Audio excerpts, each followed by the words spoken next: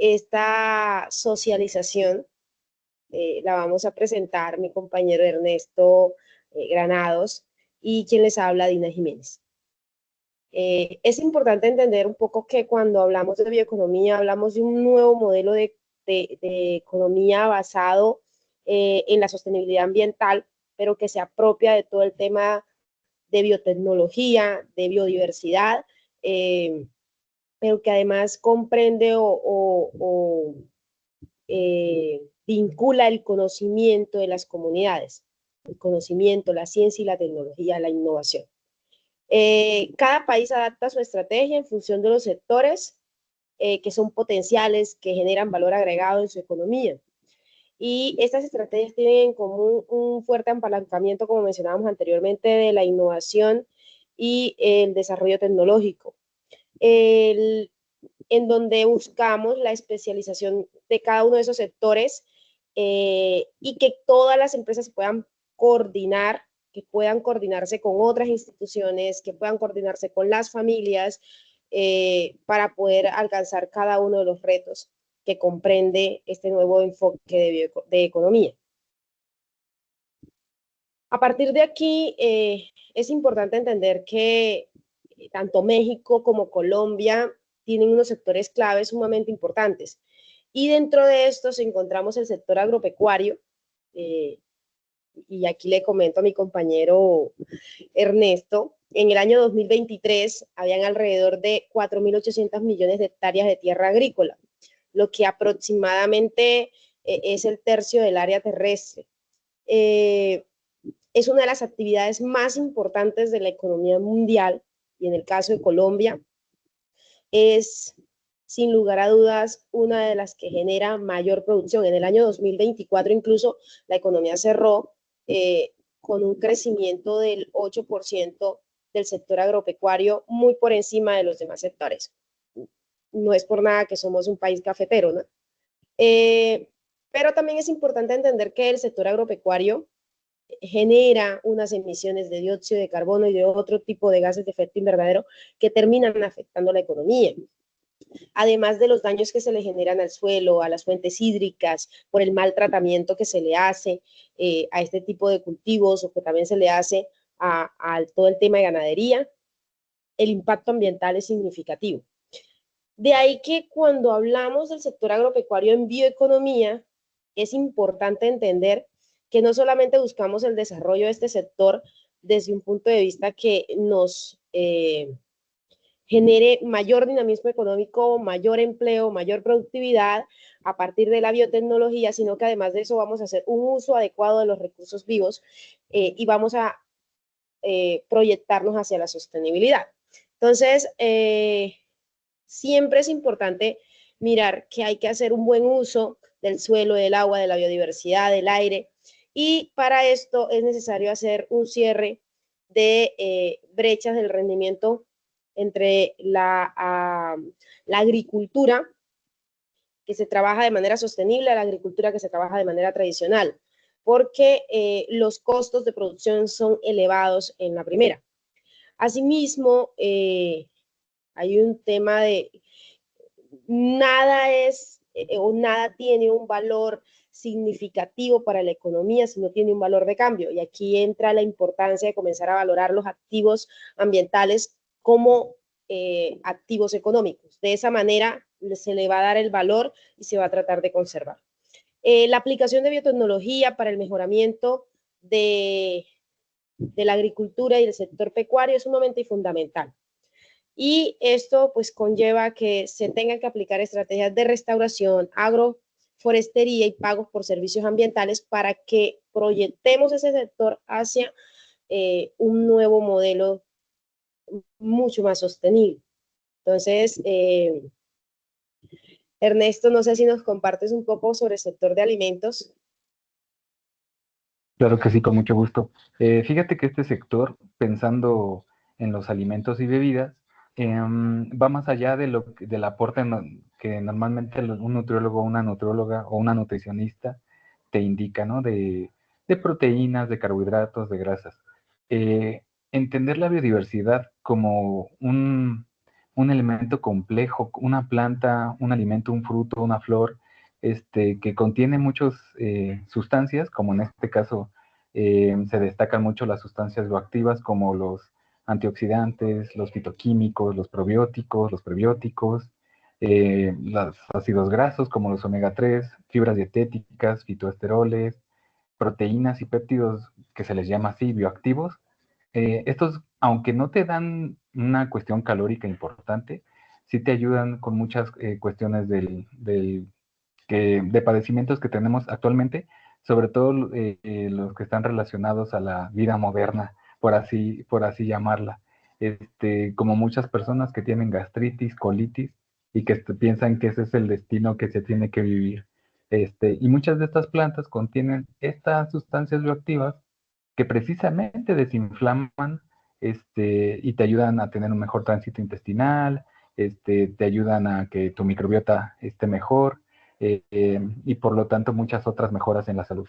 Este sector es importante debido a la epidemiología que actualmente hay en muchas partes del mundo. México y Colombia comparten desafortunadamente un incremento en el sobrepeso y la obesidad, pero sin embargo también comparten que la incidencia, más bien la prevalencia de retardo en el crecimiento, está más o menos en el 10% de su población infantil. Es decir, por un lado tenemos sobrepeso y obesidad y por el otro lado tenemos desnutrición.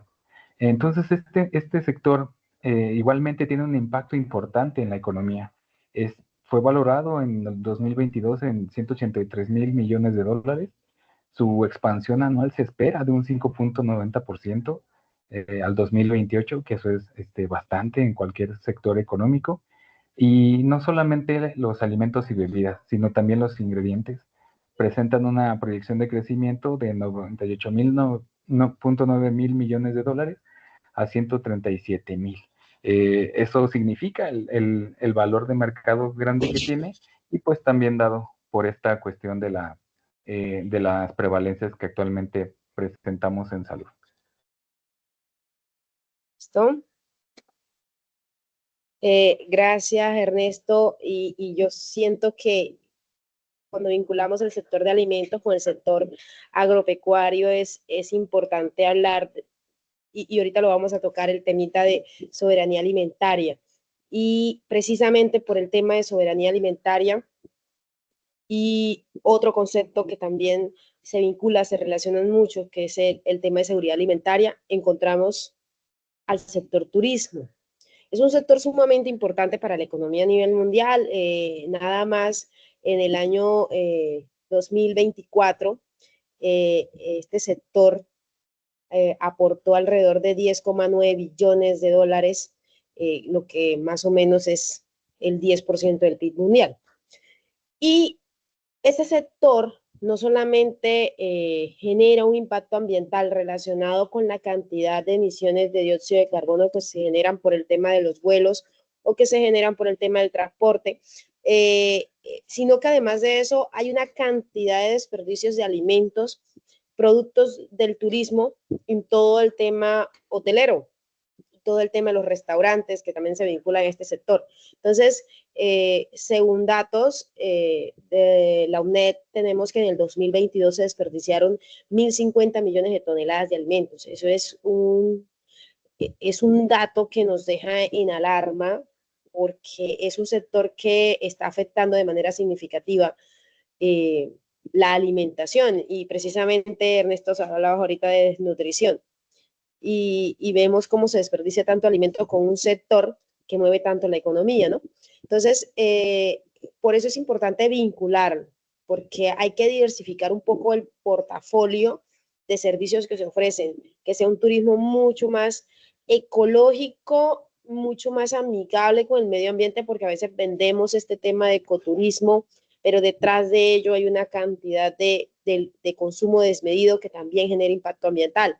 Entonces hay que saber mirar el turismo desde un enfoque mucho más sostenible, mucho más adaptable a la naturaleza, sin tanto consumo detrás. La circularidad en los alimentos. hay que tratar de proyectarnos, y es una de las metas que se tiene, y es cero desperdicios en los hoteles y en los restaurantes, productos de el desarrollo del sector turismo. ¿Listo? Entonces, Ernesto, México, que es uno de los países más turísticos con mayor visitantes a nivel mundial, Colombia, que también tiene su historia, y eso hace que sea también, yo creo que en América Latina son de los dos países con mayor presencia de turistas. Es importante que si nos vamos a enfocar hacia una bioeconomía, el turismo es clave al momento de dinamizar la economía desde un enfoque mucho más sostenible.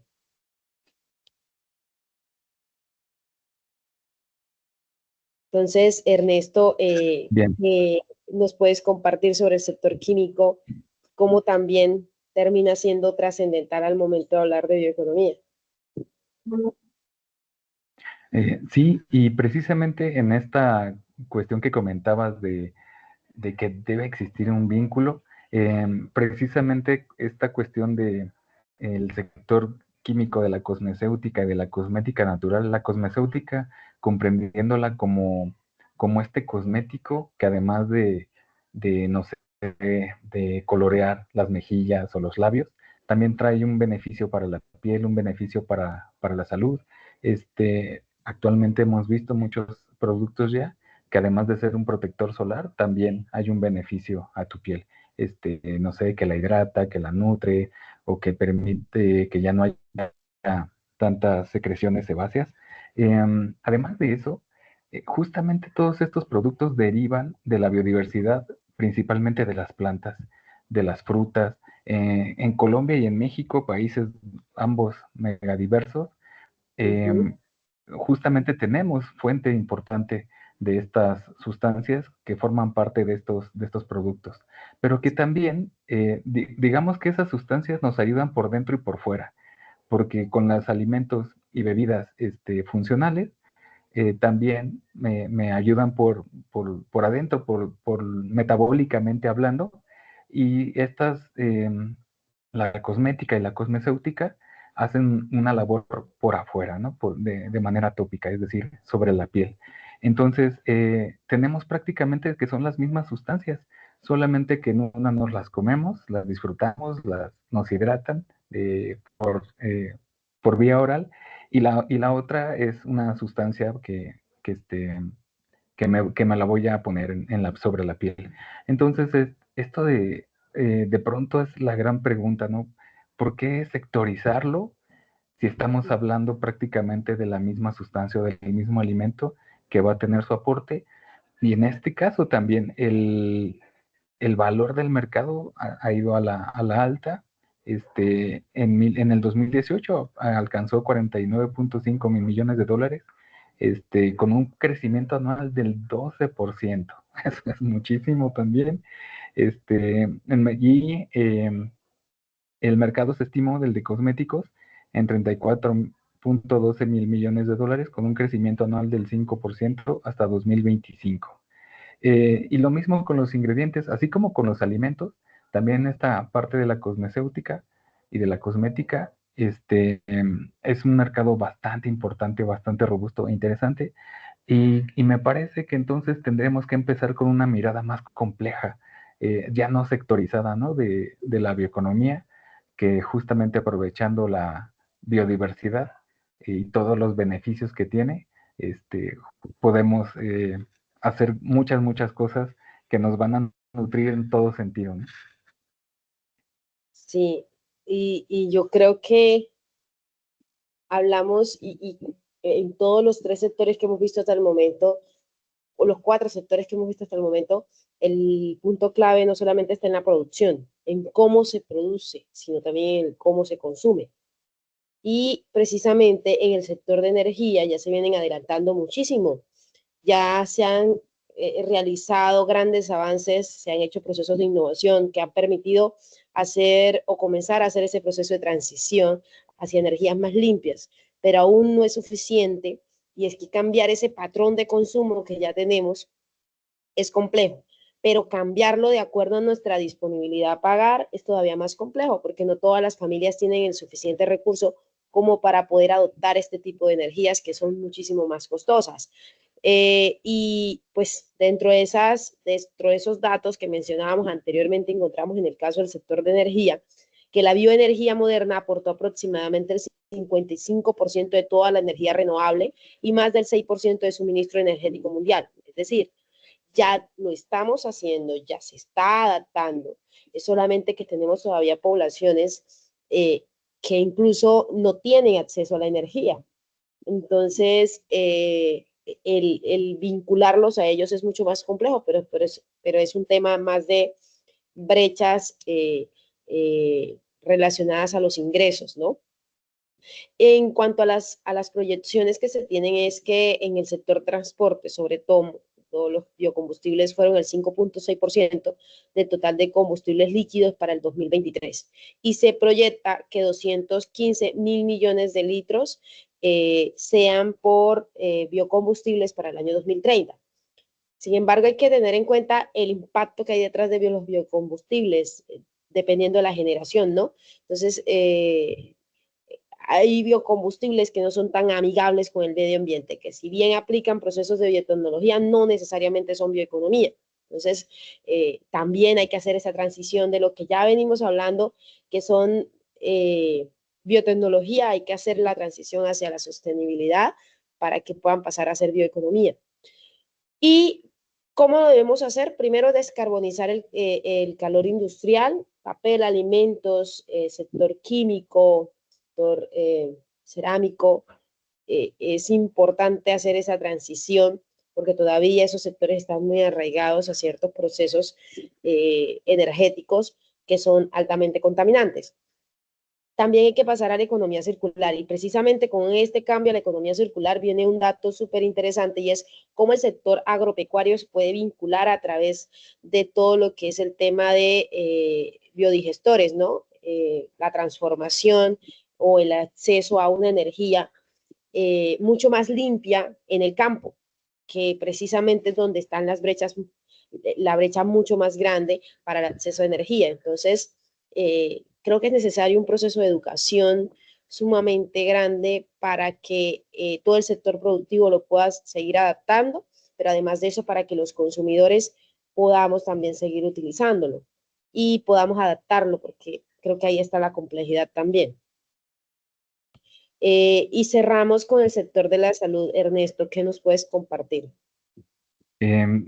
Pues prácticamente va en el sentido igual de la química y de los alimentos funcionales y bebidas funcionales, porque siguen siendo sustancias. Estos son llamados fitomedicamentos y fito quiere decir que es derivado de una planta. Un montón de medicinas de por sí, o de medicamentos que conocemos actualmente son derivados de las plantas. Pero bueno, esta forma de presentar a los fitomedicamentos quiere decir pues que nos obliga a conocer mejor nuestra biodiversidad, y por lo tanto a hacer mejor uso de ella, porque hay plantas, muchas en el mundo, y en Colombia y en México afortunadamente tenemos una gran variedad de plantas medicinales. En Colombia hay una gran cantidad, en México igualmente, y también hay una gran tradición del uso de estas plantas,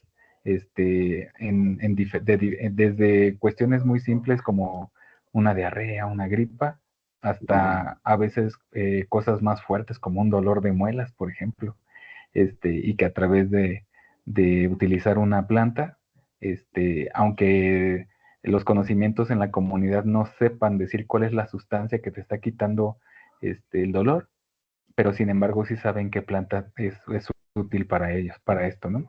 Entonces, retomando un poquito lo que comentabas del desperdicio de alimentos, de esta generación de biogás, de biodiesel, pues también son alimentos justamente, o plantas.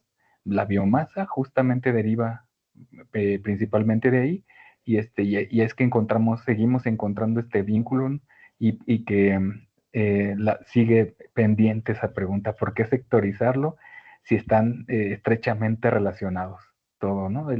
Y la vida misma es así, no es que tengamos cosas separadas. De hecho, es bien difícil ver las fronteras entre una y otra cosa, y me parece que igualmente aquí. en esta cuestión de los fitomedicamentos, porque hay muchas plantas que se comen y también son medicinales. Es decir, me sirven como alimento y me sirven como medicina. Sí.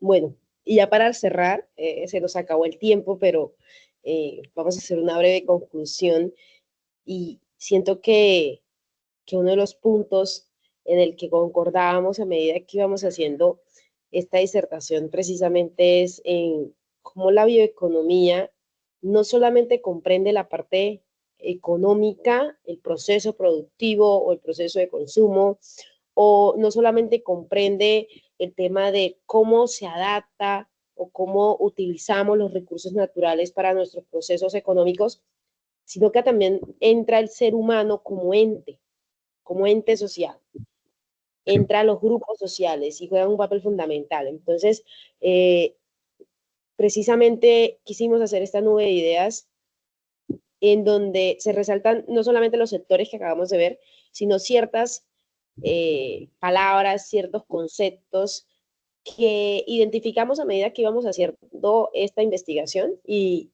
bueno, yo le cedo la palabra a Ernesto porque ha sido muy interesante cómo desde un nutricionista y un economista hemos logrado como encontrar ciertos elementos que nos llevan a cómo el ser humano absorbe todo esto, se adapta a todo esto.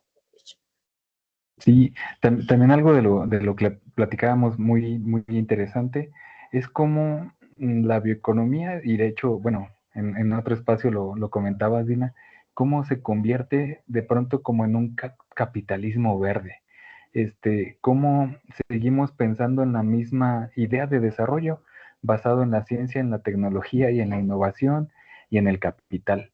Cómo estos programas en estos que revisamos para el caso de Colombia, se siguen generando desde el Ministerio de Ciencia, se siguen generando desde el gobierno, pero no consideran a las comunidades justamente en esos mismos intereses.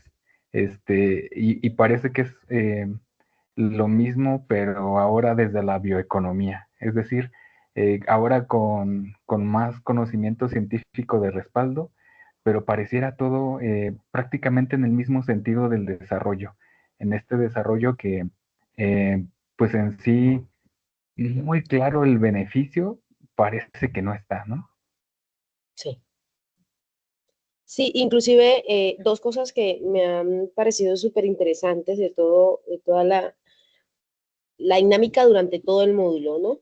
Uno es cómo la bioeconomía, eh, que se supone, o es, mejor dicho, un nuevo modelo económico que va hacia la sostenibilidad, haciendo uso de tecnologías y de la biodiversidad de forma adecuada y sostenible, se basa principalmente en el conocimiento, pero pareciera que solo fuera en el conocimiento científico. Y sucede que en los documentos que leíamos siempre se resalta ciencia, tecnología e innovación, pero a veces se nos olvida un poco que también está ese conocimiento de las comunidades. Y ahí viene el segundo punto, y son el hecho de que las comunidades, sobre todo las comunidades indígenas, son comunidades que han sabido conservar los recursos naturales. Tienen intrínseco dentro de su ser como comunidad la conservación de la naturaleza. Comprenden la madre tierra como parte de ellos. Ellos son parte de la madre tierra. Entonces, ¿cómo a veces nos alejamos al momento de entender la bioeconomía más como ciencia solamente y nos olvidamos de ese conocimiento que nos dan las comunidades que ya vienen aplicando estos procesos? Entonces, es importante también enfocar la bioeconomía hacia los pueblos, hacia el constructo social, todo ese tema. Sí, tal cual, porque justamente donde mayor desnutrición hay en México y en Colombia es en estas áreas donde mayor biodiversidad hay, pero sin embargo las propuestas que yo vi para esta problemática de desnutrición solamente pensaron en un caramelo con proteínas, o sea, ni siquiera basado tanto en la biodiversidad. Entonces, la problemática social está por un sentido, parece, y atendemos solamente otro aspecto que parece que es el que genera más ingreso económico, ¿no? Y queda un poco de lado el que no genera ingreso económico, como atender la desnutrición, porque ese al contrario se ve como un gasto. Y el panorama es igual en México que en Colombia, desafortunadamente.